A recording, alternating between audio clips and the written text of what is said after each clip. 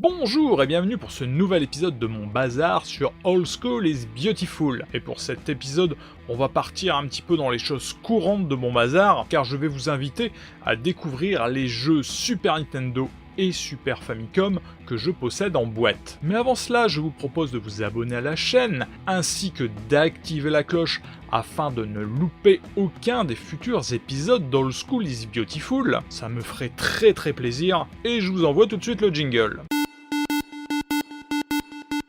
La Super Nintendo, comme je l'ai peut-être évoqué dans un autre épisode, est une console que j'ai eue vers mes 19-20 ans, soit en 93 ou en 94. J'avais acheté un pack Super Nintendo livré avec Street Fighter 2, et c'est le seul jeu que j'ai eu pendant un sacré moment. Tout simplement parce que ce jeu était une merveille, que j'avais transformé de ce fait ma chambre d'étudiant en salle d'arcade, et que tous les copains faisaient la queue pour se défier l'un l'autre en combat singulier sur cette Super Nintendo. Puis mon poteau Greg, qui se reconnaîtra d'ailleurs, qui était dans la même classe que moi en DUT, et qui travaillait à la Joujtech de Béthune, empruntait des jeux, des nouveautés, des petites pépites, et il m'en ramenait une différente toutes les semaines. C'est ainsi que j'ai découvert Zelda, Mario Kart et les Tiny Toons. Ce qui fait qu'à l'époque, j'ai acheté finalement très peu de jeux sur la machine, et que la grande majorité des jeux que je vais vous présenter, c'est des jeux qui ont été achetés sur le tard. Mais pour contrarier ce que je viens de vous raconter, bien entendu, voici deux jeux que j'avais quand même achetés à leur sortie. Super Bomberman et Super Bomberman 2. D'abord le Super Bomberman avec sa boîte bleue et ses héros au look tout mignon qui vont se balancer des bombes sur la tête, et dans la boîte, on trouve la publicité d'un accessoire essentiel au jeu, le multitap, qui va permettre jusqu'à 5 joueurs, dans certaines versions du jeu, de s'affronter sur le même écran. La documentation couleur est du plus bel effet et vous permettra de connaître les effets des nombreux bonus et malus du jeu. L'autre, le Super Bomberman 2, c'est sa suite, bien entendu, dans un écrin presque doré.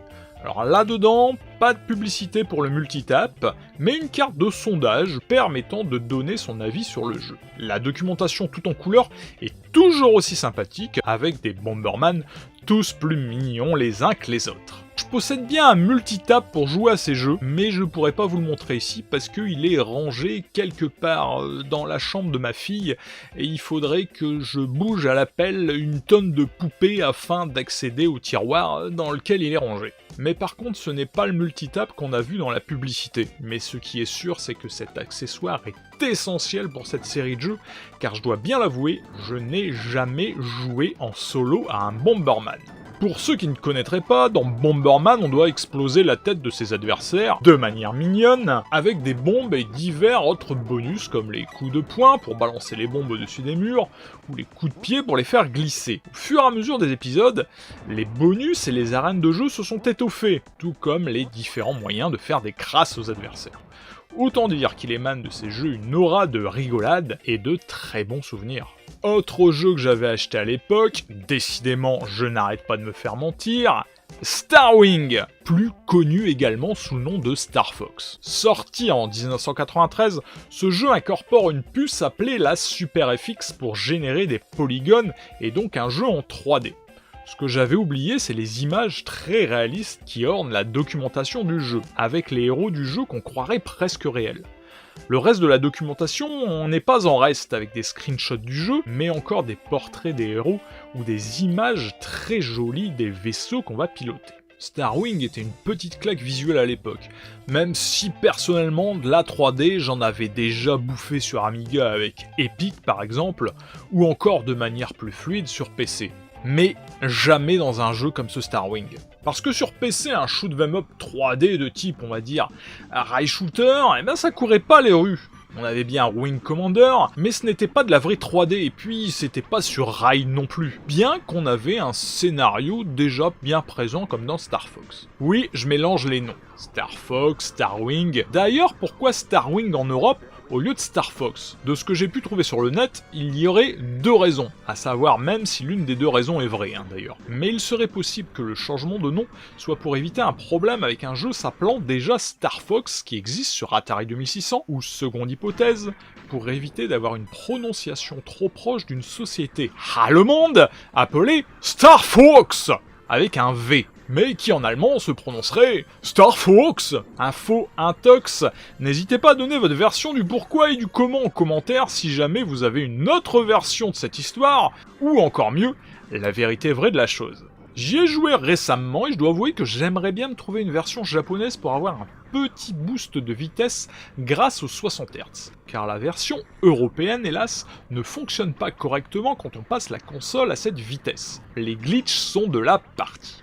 Et que la version 50 Hz, c'est quand même un beau modèle de lenteur et de faible image par seconde, limites qui sont quand même effacées par un jeu efficace et encore agréable à jouer aujourd'hui. Dernier jeu que j'avais acheté à l'époque à sa sortie, oui, promis, c'est bien le dernier, Kid Klown in Crazy Chase. Et j'ai strictement aucune idée du pourquoi j'avais été attiré par ce jeu. Le prix peut-être. En tout cas, c'est le jeu qui est en meilleur état dans ce bazar Super Nintendo. J'ai même encore le sceau Nintendo collé d'un côté.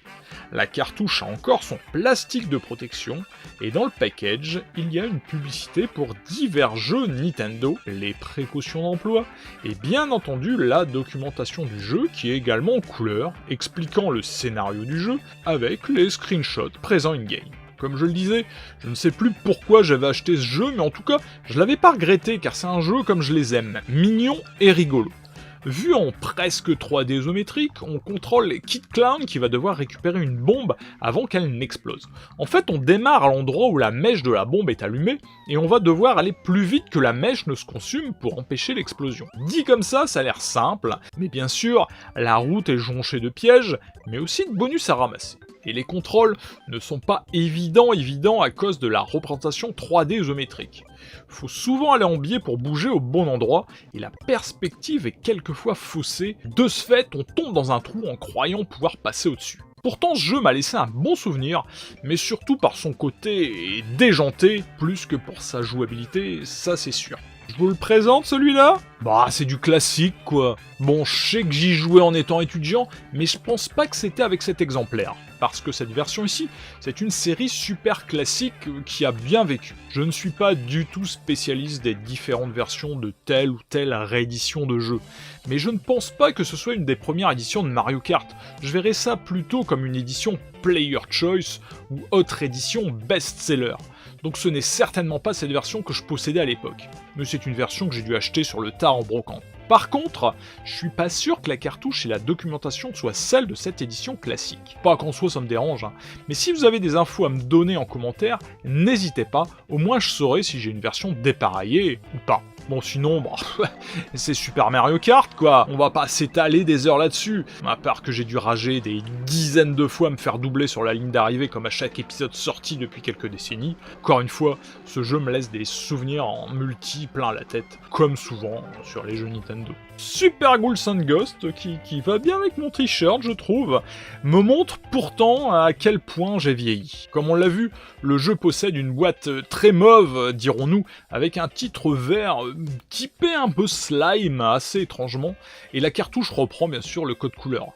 Mais c'est la documentation qui est décevante, en noir et blanc, avec des illustrations, des divers bonus faits à la main, vraiment rien d'extraordinaire. Super Ghouls and Ghosts, est-ce qu'on peut dire que c'est la suite de Ghouls and Ghosts de l'arcade. En tout cas de l'arcade, il en a la difficulté. Comme d'habitude, la princesse du château est enlevée et vous, Arthur, devrez parcourir les niveaux pour la sauver. Cet épisode propose un nouveau mouvement à votre héros, le double saut. Et quand je dis que ce jeu me montre que j'ai vieilli, c'est qu'à l'époque j'avais été jusqu'au bout de la première boucle du jeu. Parce que oui, pour voir la vraie fin, il faut terminer le jeu 2 fois. Il s'avère qu'en rejouant au jeu peut-être une dizaine d'années après, j'ai eu du mal à voir la fin du second niveau. Mais je me rappelle que c'était sur la version Game Boy Advance, et peut-être qu'elle est plus dure que la version Super Nintendo. Oui, j'ai encore un maigre espoir que c'est la raison pour laquelle je me suis gaufré la gueule au milieu du 2e niveau. Bon, celui-là on passe vite fait, sérieusement. Zelda 3, je l'avais pas acheté à sa sortie parce que c'était mon pote Greg qui l'avait ramené de la Jujutech. Le seul souci, c'est que j'ai quasiment jamais pu y jouer parce que c'était toujours les potes qui squattaient la console et qui jouaient au jeu à ma place. Donc pendant ce temps, je jouais à mon PC à Alone in the Dark. Et puis oui, les jeux d'action-aventure comme Zelda, je préfère les faire tout seul en solo, les savourer sans avoir trop de monde autour de moi. C'est comme ça. J'ai donc certainement acheté cette version sur le tard. La boîte est en état moyen et le prix d'achat est encore affiché sur l'étiquette. 129 francs, hein, et non pas 129 euros. 129 francs, ça équivaut aujourd'hui à une vingtaine d'euros, on va dire.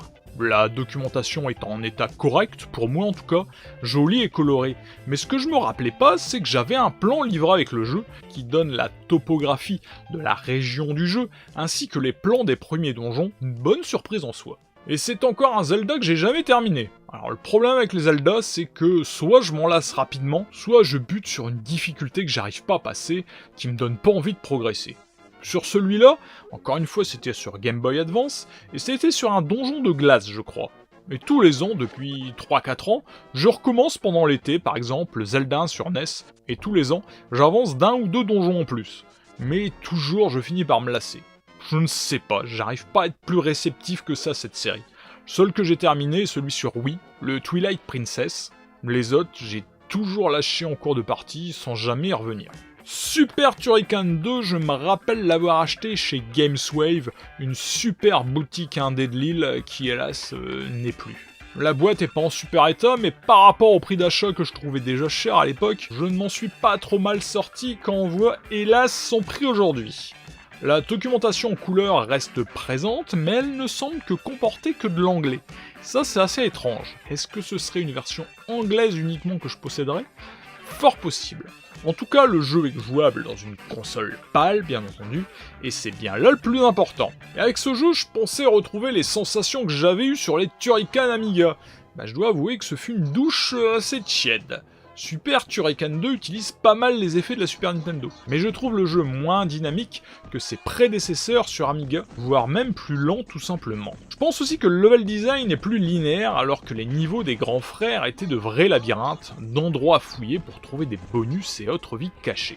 Je n'ai pas retrouvé non plus le plaisir sonore des précédents épisodes, et pourtant il semble que c'est le même compositeur qui a officié sur le jeu. De ce que j'ai pu voir sur YouTube, j'ai l'impression que le premier Super Turrican sur Super Nintendo se rapproche plus de l'esprit des versions micro que cet épisode ici. Mais c'est juste une impression, je n'ai jamais eu l'occasion de tester ce premier opus sur Super Nintendo.